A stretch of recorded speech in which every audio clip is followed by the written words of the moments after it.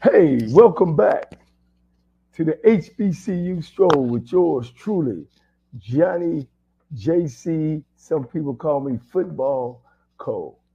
Today I got a great guest, been knowing a long time. He actually brought football, HBCU football, into my house. The first time I've ever heard and seen black college football was him broadcasting Grambling State. Also, one of my other favorites is Doug Williams, who also helped me with my choice of going to school. For decades, his name is Charlie Neal, has been the voice of football for his historically black colleges and universities, an NBA studio host, and one of the architects of modern sports media. He deserved to be better known and celebrated. Let's start now with my special guest, Mr. Charlie Neal. Hey, Johnny, Coach, how you doing? I'm great, Johnny. How are you? It's great seeing you. It's been a while. Man, it's been a while, Coach, and I'm gonna call you Coach because you know more football probably than anybody. You've seen greatness, Charlie, you started back and really came out front back in 1980 when you started hosting Black college football on BET. Yeah, yeah. 1980 BET started. The great story is Bob Johnson, who founded BET, contacted me. I was working at a station in Detroit, Michigan. Bob called me, and I didn't know Bob from the Man in the Moon. And of course, someone gave him my name, and he said to me, this was like May or June of 1980. He said, I would like to start a black network, Black Entertainment Television. And one of the things I want to do with this network is concentrate, or not necessarily totally concentrate, but include black college sports. And your name came up and it was recommended to me as a person who could help me do that. And wanted to know what I thought and if we could meet. And we did. Like I said, I was working in Detroit at the time. He was living in Washington, D.C. I drove over to Chicago and met him at O'Hare Airport. He flew in from D.C. We sat down and we spent a whole day together. And I believed in what he was doing. And I told him, I said, I've seen other people try to go into this venture and make it work. It hasn't worked, but I think it's a place for it, and it's needed, much needed. And I'm happy, more than happy, to jump on that bandwagon. And that's where it all started in 1980. And in fact, like I said, we had that meeting in Chicago O'Hare Airport, like in the spring or summer of 1980. In September, we kicked off the football season, believe it or not. But our first game, it was Delaware State at home against South Carolina State. And that's where it all started in 1980. Well, Coach, I talk about HBCU football and all of our stars and heroes, and certainly you are one and one at the top. One would ask that you've been around over 50 years of broadcasting. But the thing that I loved about you is and I'm not going to say, I might use the wrong word of turning your back on HBCU. You believed it, you spoke it. Why did you not ever go over to the mainstream of broadcasting sports? Well, I've done both. I've done both because I was working in regular television, local television. I worked for CBS. I worked for Turner. I worked for the other networks. But I also always kept my ear and my feet to the grindstone when it came to BET and HBCU sports. As I said, when I started with BET, I was working at a TV station in Detroit. I eventually, a couple of years later, moved to New York. I was working for CBS Sports and BET at the same time. And then in 1984, I went to work for Turner down in Atlanta, doing the NBA and a number of other events and sports for them. But I also still did BET. In fact, doing basketball season, it was kind of crazy. I was relaying my schedule the other day to someone. Doing the NBA season, I would fly to Atlanta on Tuesday because I was doing what Ernie Johnson does now. And I would fly to Atlanta, host the NBA pregame and halftime show, and then fly home Wednesday, get back on a plane, fly back to Atlanta on Friday. And I was living in Washington, D.C., fly back to Atlanta on Friday, do the show Friday, then Saturday go do a BET game, fly back to Atlanta on Sunday, and do the core sports page, and then fly home on Monday, and we start that whole cycle all over again. And that went on from October to like May. That was crazy. Yeah. See, one thing I want the people to know, that one thing that you're known for is during COVID, when everybody was canceling games and everything, one of the HBCU schools, what was it, Delaware State, women's and Morgan State women's basketball team, man, you went out there and broadcast the game anyway. Well, I don't think I had much of a choice, but here's what happened, Johnny. Of course, as you said, the NCAA started canceling events and the conferences started canceling events. I happened to be in Norfolk doing the MEAC basketball tournament. And the day, I believe it was a Thursday, I'm almost sure it was a Thursday, we had the noon game. I believe it was the noon game on that I was broadcasting. And there was debate at halftime or just before the game started whether it was going to happen again. And everybody else had canceled. Across the country had canceled everything. Nobody else was on the air. And we were the last ones to broadcast. I think it may have been a 3 o'clock when we actually signed off. But we did the last actual game that was broadcast that year before COVID on any network, any sport, before everything was canceled because of COVID. But it was Delaware State and Morgan State. Not long ago, I had lunch with Ed Davis, who's the coach at Morgan State, and he was coaching at that time. And we were kind of laughing and talking about that event going back to that year when COVID just set the world up, turned the world upside down.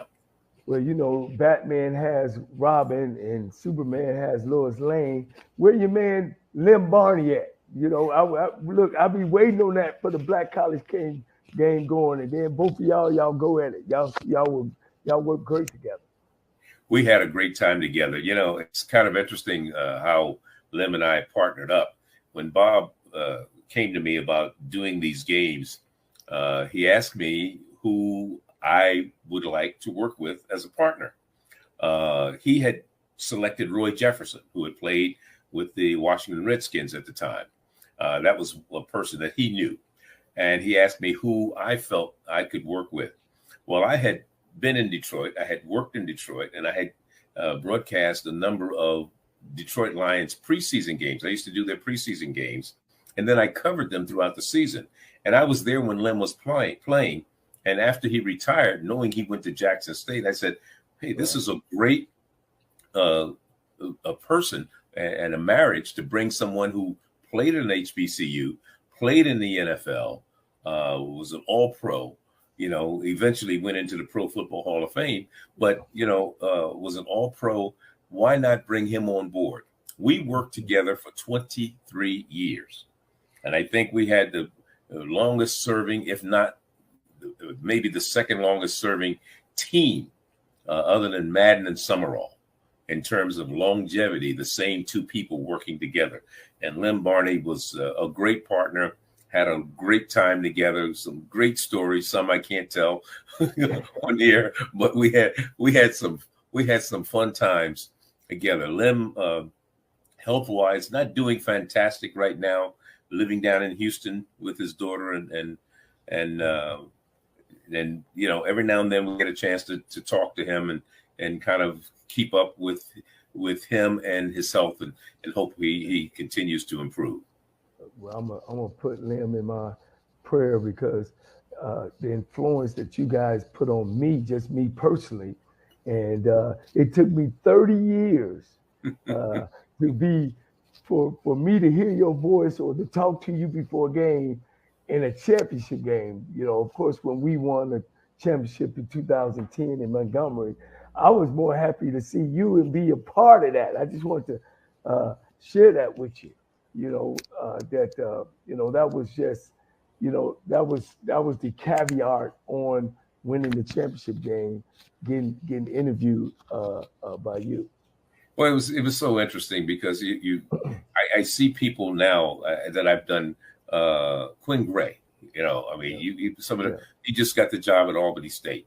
You know, I mean, there's so many former players that are out there that I had a chance to do their games when they were playing. If some of them have risen to be head coaches now, or they're doing whatever they're doing in their careers, not necessarily even coaching. Just a couple of weeks ago, I'm down in Canton, Ohio, for the Pro Football Hall of Fame induction ceremony. And Ken Riley, who was a great athlete, a great friend, a member of the Black College Football Hall of Fame, and they inducted him finally after 40 years into the Pro Football Hall of Fame, 65 career interceptions. But the most gratifying thing of that weekend for me, not only was him going into the Pro Football Hall of Fame, but his son, Ken Riley II, getting a chance to spend some time with him and interview him. And he played for his dad at Florida A&M. And he is now, you know, a fantastic young man. Had a chance, like I said, to spend some time with him. And he came back and relived some games that I did when he was playing. So, you know, now here's the thing, Johnny, that makes you really feel old. Is when you know you've done a game, for example, let's say if you were playing, and then a few years later, I'm doing your son's games. And then a few years later, I'm doing his kids' games. So, you know, you've been around a while when you start going through 3 generations. Yeah, I had the pleasure, too, of coming up during your ceremony when you got inducted into the Black College Hall of Fame. Talk about that and what that means to you. And it means a lot to me. And I'm pretty sure, like you talked about other players that you've done, it was long overdue. Well, it was much appreciated. It was very humbling. And, you know, in addition to the Black College Football Hall of Fame, CIAA, and the MEAC Hall of Fame, and that as saying that people have thought that I did something and brought something to the sport to be recognized like that. There's only 111 people in it. This is the 11th year for the Black College Football Hall of Fame. And only 111 people have gone in. And I would say out of those 111 people that have been inducted into the Black College Football Hall of Fame, around 90 to 95 of them were former players. So I'm not going in as a player. I'm going in as a contributor. And that means a whole heck of a lot. If you can go into an organization like that, into the Black College Football Hall of Fame as a contributor, that means you contributed something that people who brought you in or voted me in thought that I contributed greatly to the sport. Yeah.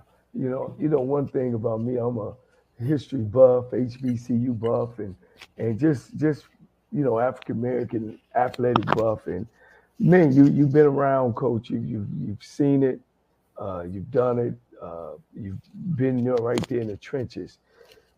Just I want to talk about just the racial difference in the game. I mean, you were around in the 60s and 70s and watched some great players, but coaches never been able to move. You know, can you elaborate and talk about that? You know, we've had some great ones. Rudy down at, you talked about Ken Riley. You know, you talked about Pete Richardson. Well, we're going to talk about Pete Richardson. Right. And all those great coaches that came through that never got that opportunity to go to the next level. I think the closest that anyone ever came was Eddie Robinson, possibly going to coach. And that is something, as you said, Johnny, that we haven't seen, we don't see, even with the great successes that they've had. We've had some, of course, we know Hugh Jackson now is coaching at Grambling, but he comes over from the pro side and comes to an HBCU. Started out at Tennessee State with Eddie George, and now he's moved over, and then his second year at Grambling. But, you know, the one thing that I'm very elated about is seeing is the number of former players who are coaching now at the HBCU level. And I mentioned Eddie George, and I mentioned there's Eddie Robinson Jr. over at Alabama State, coach at Prairie View. I mean, these are guys who've played professional football, and they're giving something back and had a chance and have coached at various levels and have been able to coach at the pro level. But again, going back to what you were saying, when you look back at the John Merritts at Tennessee State, and you look back at the Marino Cassums and W.C. Gordon and Houston Markhams, and some of the great names that have come through. The coach from Morgan State, Earl Banks. I mean, those names are synonymous with HBCU success, not just football, but HBCU football success. And there's Doug Porter, who's still, he's been a candidate the last couple of years for the Black College Football Hall of Fame. Coached at Fort Valley, was a longtime assistant to Eddie Robinson, coached at Howard University. I mean, there were some great coaches out there. The opportunities just were not there, because you have to think. This is why the Rooney Rule comes along. Paul Tagliabue, when he was the commissioner of the NFL, pushed to have more minorities represented in the coaching ranks. And you've got that Rooney Rule. I don't know if it really works, because we know, there's the quote unquote.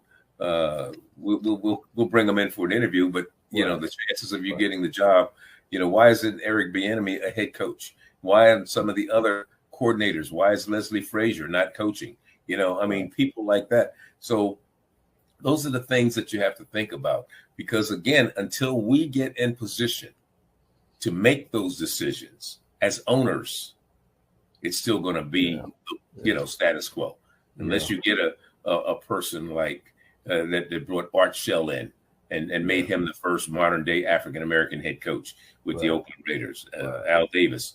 Unless how many owners have that progressive type thinking? And that's the thing that you have to think about. I mean, we know that in Pittsburgh, Mike Tomlin has done a fantastic job, and it's the longest serving African-American coach in the NFL as far as the head coach is concerned.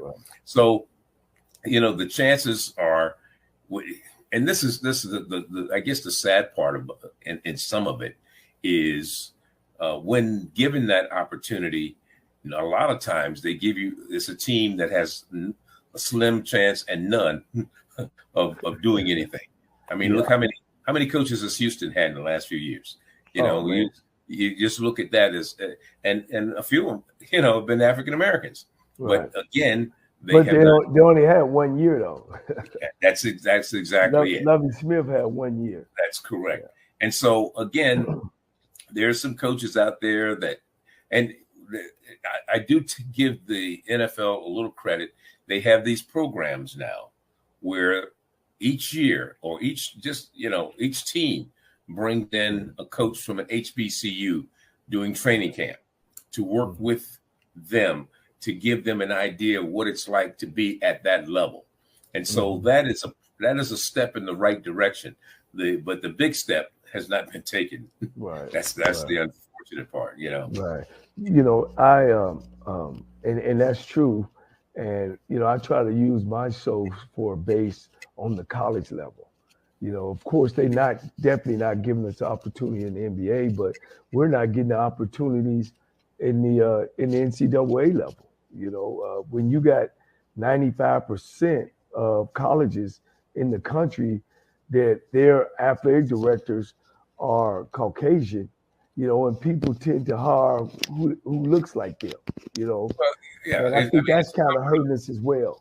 Yeah, it's a comfort level. You more familiar with people, like you said, that you can relate to.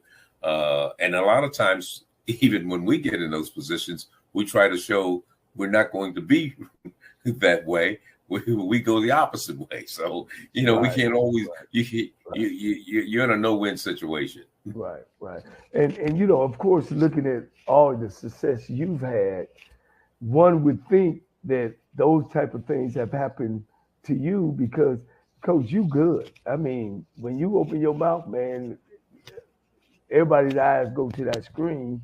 But in your case, it might have been a choice not to really say, okay, well, I'm just going to go straight NFL and shy away from college and HBC.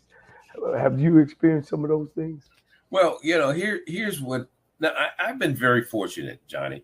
A lot of the things that's happened with me, And I've had those opportunities. First of all, let me just go back. And I was saying, before BET came along, I was working in local television, and I worked in major markets. I worked in Washington, D.C. I worked in Philadelphia. I worked in Detroit. I worked in New York. Local news and doing sports at those stations, doing games. I did Big Ten games when I was in Detroit. You know, I did Michigan. I did covered the Lions. I mean, I was doing those things. I go to New York. I'm working for CBS Sports. In addition to BET, I was working for CBS Sports. When Turner was getting, you know, they called me. One of the producers that I'd worked with at CBS became one of the executive producers down at Turner in Atlanta. He called me, brought me down to Atlanta to do, like I said, the core sports page, the NBA. I wound up doing the Goodwill games. I was with Dr. Leroy Walker in Moscow in 1986. I was the lead announcer for track and field and gymnastics. Wow. So, you know, I've had those opportunities. In fact, they tried to get me to come full time and move to Atlanta. I just didn't want to move to Atlanta. I stayed with BET, you know, to keep from moving to Atlanta. I just had no desire to move down there. I was living in Washington, D.C. And so the opportunities have presented themselves. When BET stopped doing sports back in the early 2000s, like 2005, 2004, ESPNU was born. I did the first ever game on ESPNU. Right. So that was in 2005. And ironically, it was an HBCU game, but it was on one of the ESPN family of networks, and it was Benedict and Morehouse. Right. J.D. Washington, which is Denzel Washington's son, was the running back for Morehouse at that time. So again, the opportunities have been there for me. I don't have any regrets, to be honest with you. Yeah, you can always say, sure, I would like to have had to been able to call a Super Bowl, or like to have been able to call the NBA championship game and things of this nature. But let me say this. I have no regrets. I've been blessed. I have been fortunate, and I have been able to do things, see things, travel places, meet people that some people can't even dream of doing. Yeah. Yeah. Well, you know, one would ask, you know, now that these new people are seeing Jay Skywalker, you kind of gave him the baton, which is beautiful, you know, and I helped recruit him. But look, you helped recruit him. I'm still a Charlie Neal fan though, but Jay is doing a super job. Well, he is. Yeah, let me say this. I helped recruit Jay. Jay was at Long Beach State, and Long Beach State was coached by former Redskins coach. I can't think of his name right now. Anyway, they dropped football. Not Joe Gibbs. Not Joe Gibbs. Okay. Before him. Okay. But anyway, it'll come to me in a minute. Jay was playing at Long Beach State. They dropped football. My cousin, who happened to be Steve Wilson, who played with the Denver Broncos, he's my cousin. His grandmother and my mother are sisters. Okay? So Steve was the head coach at Howard. Yes. Steve was recruiting Jay Walker to come to Howard. And he brought him to D.C. He came in and he brought him to BET. He spent a day over at BET with me. And I think that's what convinced him. Some of those ladies walking the hall at the time at BET, you know, that kind of, plus Howard University's campus is it's hard not to, it's got great eye candy there also. Right. So Jay wound up coming to Howard, had a great career in the 2 years that he was there. Mm-hmm. And then he partnered with me on games. When he started his broadcasting career, he partnered. I had Eddie Robinson Jr. and I had Jay Walker, you know. So they worked with me on ESPNU, on the HBCU telecast. And Jay is, you know, he's been there. This is 2023. He's been there at least, I think he started in 2006, maybe 2007. So he's been there 17 years with them and doing a great job. Him and Tiffany Green, they partner up doing the season for ESPN. Yeah, he broadcast a couple of my games when I was at Lane College, when we played Morehouse in Atlanta. Sure. You know, but man, you know, all the great things, man, those names still pop up to you. we of course we can't go without talking about the HBCU TV Go TV. I watch it every night, because I keep my mind fresh on what's going on, the new things in offense, new things going on defense. Let's talk about the HBCU Go TV. Well, the HBC, it's ironic. Curtis Simons, who's a product of ESPN, he spent 8 years at ESPN, came over from there to BET, was an executive vice president of marketing with Black Entertainment Television, and then left BET. And he had, ever since he left BET and BET stopped doing sports, his vision was to bring back Black college sports. And, he preached this day in. Every time I talk to him, we're going to make this happen. We're going to make this happen. We're going to make this happen. And finally, and he was doing some things, but it wasn't as big as it is now. And he hooked up with Byron Allen, with the Allen Media Group. And Byron Allen said, hey, let's partner. Let's get this thing going. Let's put HBCU Go on the map. And last year, we kicked off our inaugural football season with 12 games. We did from there, we went into basketball. We did 61 basketball games. Wow. So we had one whale of a year, 2022, and going into 2023. And now with 2023, we're upping our game in football this year. We will do 23 football games this season. Okay. We will have doubleheaders starting Labor Day weekend. We'll have doubleheader every Saturday, going, right through November 11th will be the last day of the doubleheader, and we'll close out our season on November 18th with a Prairie View, I believe, at Texas Southern, or vice versa. I'm not sure. Right.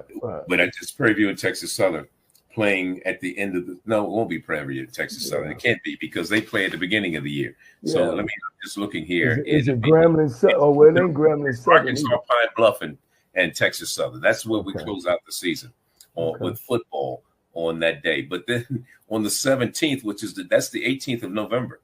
But the 17th of November, we're in Atlanta doing a college tournament, basketball tournament featuring there'll be 8 HBCU teams playing. We will broadcast 2 of those games on that Friday night.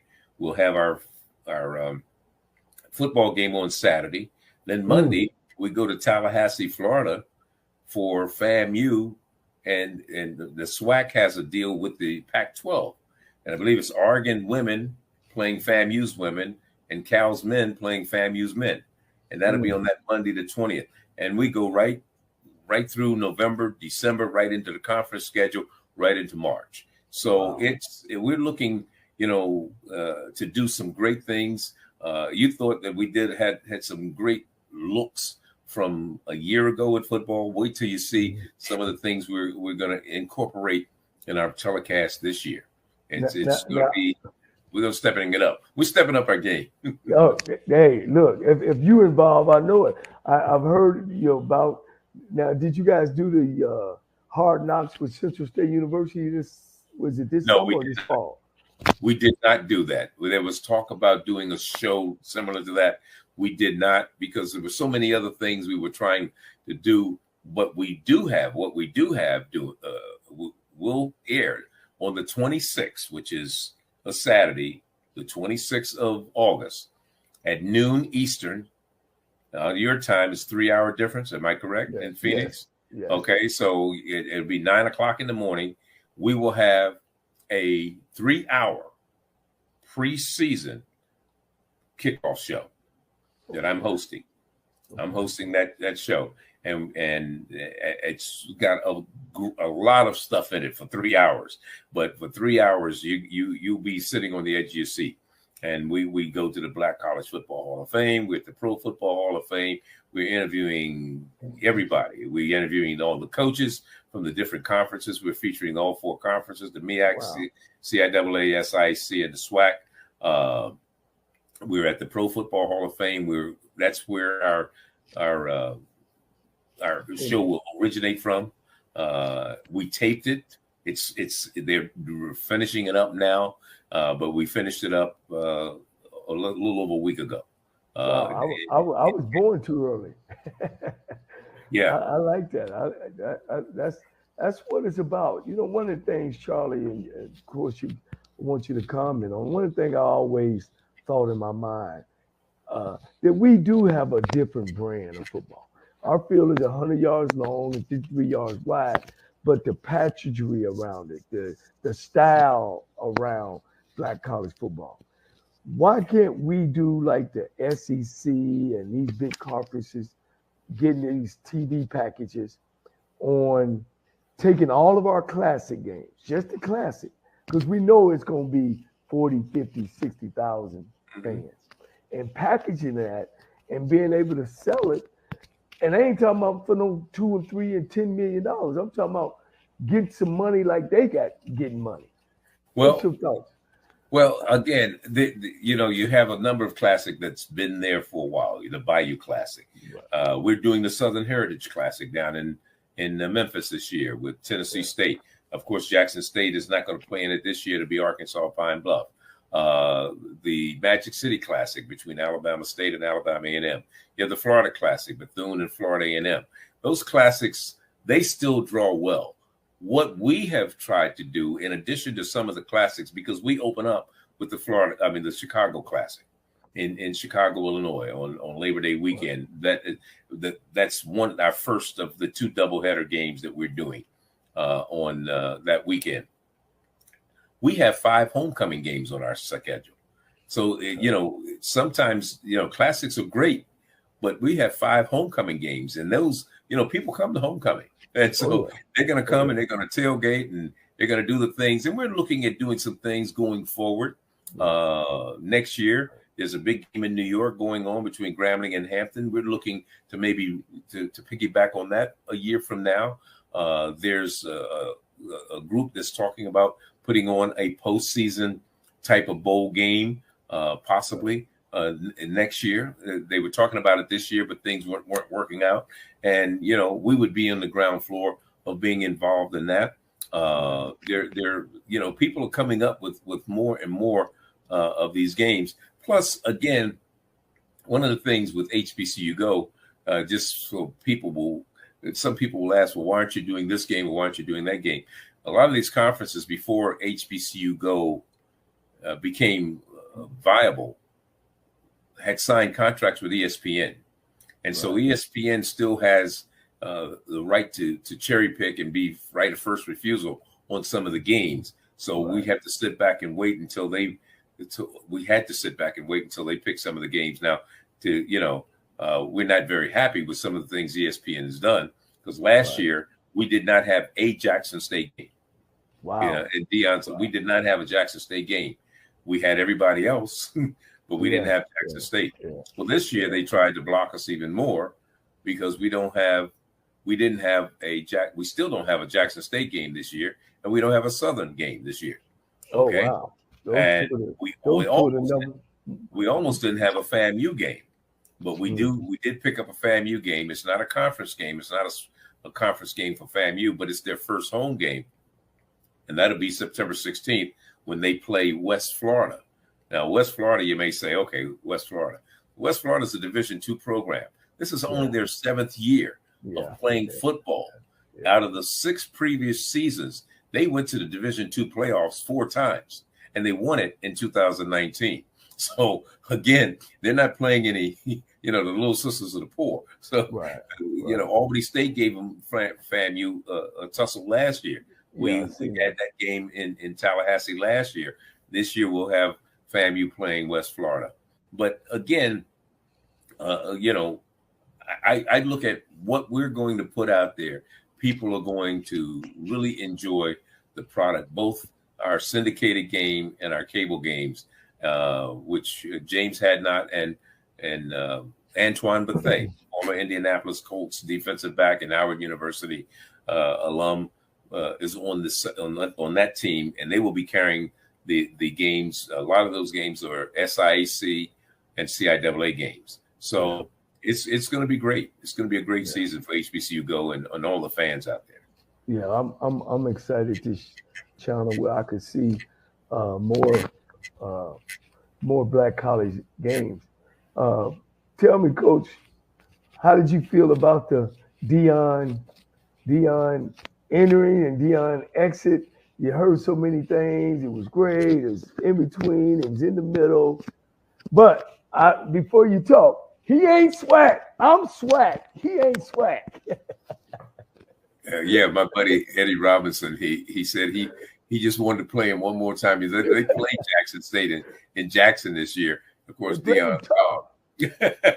Dion's gone. Let me say this: I've known Dion since his playing days when he played with the Braves and when he's playing with the Falcons, and we've had a relationship, a good relationship, and have been for all those years. He's done a lot in terms of notoriety for historically black colleges and universities.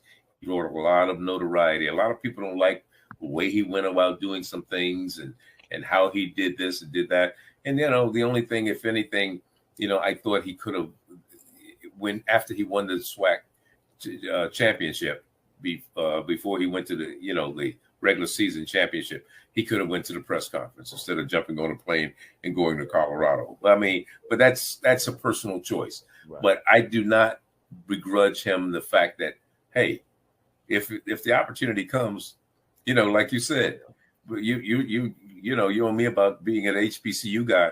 But let me say this: if the NFL Network comes to me tomorrow and opens the purse strings and offers me $1 million, HBCU is nice knowing you. Right. I mean, it's no knock on HBCU Go. It's just you have to look out for yourself. Right. And because the opportunities, I've always told young people, opportunity, when it knocks, you have to be able to open that door and take advantage of it, because it may not knock again. So, and not because I have any ill feelings or hard feelings about HBCU Go, but again, everybody has to look out for themselves. And that's all Dion did. He looked out for himself. He's making the kind of money he would never make at Jackson State. I don't care if he stayed there another 5 years. So ain't no question he had to go, and not only for himself. To me, for an African American coach to be the coach of the Big 12, he had to go. To me, he had to service us, and I'm praying every night that he does well there. You know what I'm saying? We want him to do well. We want him to do well. And a lot of people don't like the fact that he's flamboyant and this, that, and the other, and the way he went about doing things. But hey, if it works, if it's not broke, don't try to fix it, and that's what he's been able to do, is to keep that aura going about himself and the mystique that he has, and people gravitate to that. They either love it or they hate it. But look at what he did with the spring ball in Colorado. I mean, they sold out the stadium. Season tickets. 46,000 at the spring game. I'm just See, so those types of things they haven't seen up in Colorado in years. Right. So again, let's hope that transcends into a winning tradition, winning seasons for Dion there, and then we'll see how long he stays there, because who knows? Does the NFL call him? I don't know if he wants to coach in the pros, because I don't think he can have that same type of attitude that he has with kids, when he is with grown men who are making millions of dollars. So those are the things. You can look at Nick Saban and Lou Holtz and those great coaches in college really flopped when they got to the pros. So I mean, you're absolutely right about that. Yeah. Mm-hmm. Only thing, if I said something about Dion, was that don't forget the greats that came through there. And I don't think that he knew enough about the conference of the great coaches that was the stuff that he was doing that already have been repeated over and over by the greats. Of course, Eddie and Marino Castle, L.C. Cole, Comagese. Those guys have done the same thing, telling the kids to sit in the front 3 seats and feet on flat on the ground and cut your hair. We go to church on Sunday and all the greats. So if it was anything that kind of deterred me a little bit was, it's like, oh, Black College just showed up because Dion is the savior of Black College, and Yeah, that was right. just false. That was just There were people there that put HBCUs on the map long before Dion Reeves was even thought about. So yeah, born. you're right. Yeah. So You're right. if that was, but I'm cheering him on. He actually took some Black College coaches with Black College backgrounds with him, with Flea going up there and the coach from Mississippi Valley. Right. All that, I thought all that is great. It was great. So, Coach, what's next for Charlie Neal? Well, getting ready for the season. We have weekly meetings as we get ready to move forward. Every Wednesday we have our production meeting, and in 2 weeks, less than 2 weeks, I guess it is, the Labor Day weekend, we'll be kicking it off, and then it's nonstop until probably May. Well, one of the things travel. Yeah. One thing, Charlie, before you the fat lady sing, man, I want to have one of those opportunities to sit with you during a game. But if a guy want to get in the business of broadcasting, and what kind of things that you would recommend, or did you go to school for it, or just no, I actually started my broadcasting career as a disc jockey on radio. Yeah. I was playing records, spinning records, talking trash, rhyming.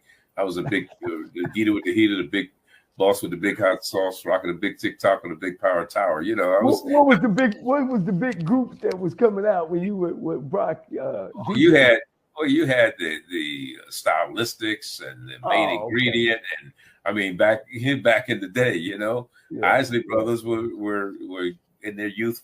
Then the Commodores. I mean that was a lot of those the groups that the oldies but goodies. Temptations. Billy Paul, me and Mrs. Jones. Commodores. Commodore, yeah. Okay. So I started my career in radio, and that was by accident. Strictly, just a quick story. I had a buddy who was a disc jockey at a station in Philadelphia where I was born, named Scott Taylor, and he used to do a radio show in WHAT. And I used to go by the station and sit and watch him. And he said, you need to think about, if you'd like to do this. And I did. And I started, sitting in with him a little bit. And I got my first radio job full time in Durham, North Carolina at WSRC. And just happened, I was going to visit my cousin. I told you Steve was my cousin. I was going to visit the family down there in the summer. And this was 1969, 60. Yeah, I think it was 69. It was summer of 1969. I'm going down to North Carolina, and I'm driving through, and I stopped by the radio station on a Saturday. And ironically, nobody's ever stationed on Saturday. And it was one car in the parking lot. I opened the door, went up, the door was open, and the program director, Irvin Hester, was there. And I happened to say to him, I said, are you looking for anybody to do, radio, DJ? He said, no, I'm not looking for anybody now. He said, but he went to the machine and pulled off some copy and said, you read this and we'll see what happens. It was like read some news copy. And so I didn't think any more about it. Like I said, this was like spring of that year. And I left, went visited my cousins, went on back home. In, I think, August or September, I get this phone call. I was out of town. My mom said, you got a call from a guy named Irvin Hester down in North Carolina. I want you to call him. I called him. He says, I got a job for you down in Durham, North Carolina. If you're interested, he says, come on down. I'll pay you $100 a week. Wow. Oh, yeah. And I looked at it this. I had a job. I was working, and I went to my boss and said, "Look, I'd like to take a leave of absence and try this out to see what happens." And I was making like twice, 3 times as much money at the time. Okay, but Wow. it was not about the money; it was about the opportunity. And he said to me, if you 6 months or 6 years from now, if you want to come back, you've got a job. But with that type of backing, how could I not take advantage of the situation? So I packed up my little U-Haul and down to Durham, North Carolina I went, stayed there a year. And one of my best friend's brothers was the program director of a radio station in Washington, D.C., Ernie Fields.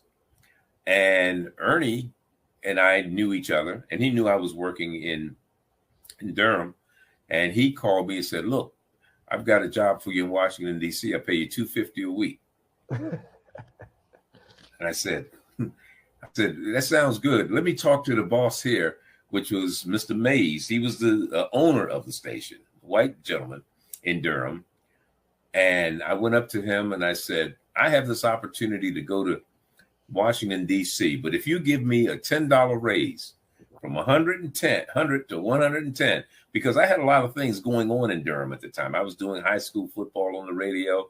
I was doing little record hops. I was doing stuff for this lady and her husband that owned a dress shop with some of the young ladies from North Carolina Central.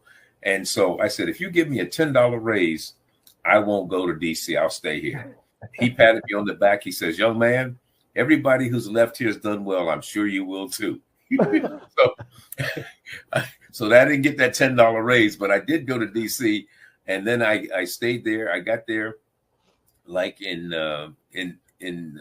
70, and in the end of 70, Channel 4, which is the local NBC station in Washington, D.C., they called me and they said, "We're specifically looking to hire an African-American to do sports." They had 3 other sportscasters there, including Jim Simpson, who was one of the big-time sportscasters for NBC. Right. And Jim, along with Dan Daniels and Maury Siegel, they were the other sportscasters there. And he said, "Can you come over? We're doing an audition." Well, it was 3 blacks that they auditioned for that position. It was myself, Kurt Flood, the former baseball player, and Ron Pinkney, who had done some games, had done HBCU games and things like that. All 3 of us auditioned. I got the job. And that's where my TV exposure began. I still was doing radio, DJing. I would DJ Monday through Friday at the radio station at WOOK. And then on Saturday and Sunday, I was over at Channel 4 doing sports on the weekend. Now, Charlie, did you play ball? What Football. was your interest in sports? Did you I played it, but never thought I was gonna, be a broadcaster in it. Let me put it that way. I played it. I played baseball. I wasn't a basketball player, but I played baseball and football. And so, but I never thought I would be a broadcaster in the sport. Because you so much of a natural, especially now, of course, with all your experience. But when you first started out, did you hear those stories about sensational people like yourself get in the mirror and you're talking and you're practicing and you're working yourself? Because, man, I just was hearing you the other night, and you be calling them. They throw a flag and you know more than the ref. Oh no, that flag wasn't holding. That was some down. Somebody he jumped off sides. I'm like, wow, Charlie really, really knows. He knows the game. Well, I try to be a student of the game. I'll give you a perfect example. I've done a variety of sports over my career, including, as I mentioned, gymnastics at the Goodwill Games in Russia on a national platform. And the first time I was assigned to do gymnastics was when I was with CBS. And all I know, I'd seen gymnastics. I didn't know a balance beam from a high bar, Right. But I went to the library and I studied. And my position as a play-by-play announcer, I don't have to know all the intricacies of the game, of the nuts and bolts. I just have to give what is happening, how it's happening, and a story about the people who are participating. Right. I had Bart Connor and former Olympic gymnast as my an analyst who could tell me that was a 10 on that maneuver, or that was a 9.8, and that was a deduction. I wouldn't know it was a deduction if not, but they did. And I studied the basics that I needed to know about the balance bar, balance beam, how high it was, how wide it was, some of the disciplines that men do, women don't do in gymnastics. So you learn those things. You go in and you study those things. And then my mentor, and I mentioned Jim Simpson, who's bless his soul, has passed away. But Jim Simpson, when I started at Channel 4, we didn't have teleprompters back then. Right. It was no such thing. When the first time I had a teleprompter, I was like, I can't use that. I don't want that stuff running across in front of me trying to tell me what to read. I got used to knowing what I wanted to talk about. And Jim Simpson was the same way. He kind of was my inspiration in the way I went about broadcasting just the regular news or sports on a given night, and giving scores and things of this nature, and knowing how to lead into things.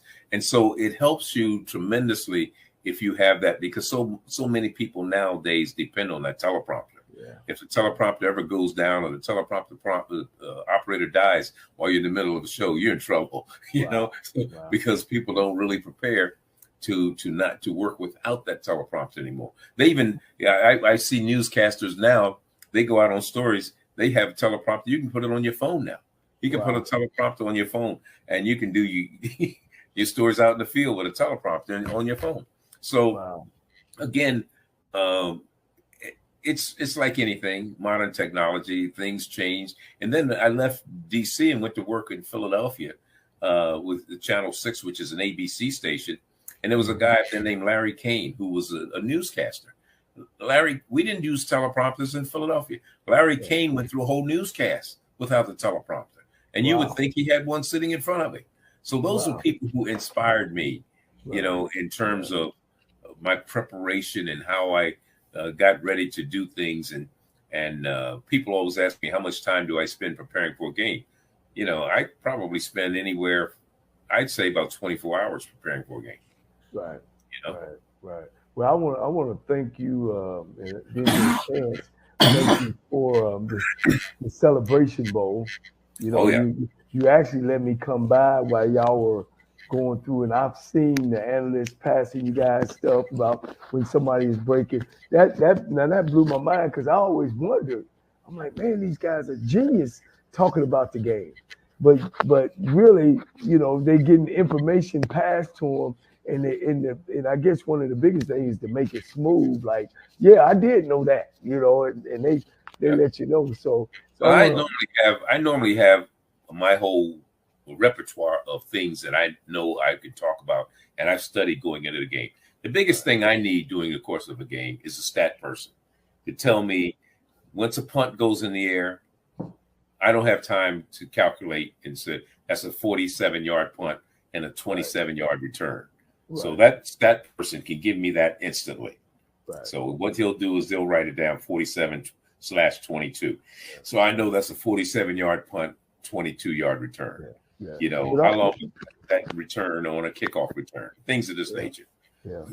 I'm coming down to the end now, with all the social media and the Facebooks and all that, and you got more Black broadcasters like yourself, or I don't want to call them analysts, like my man from Winston-Salem, Stephen A. Smith, and you got, you're kind of a pioneer to all those guys.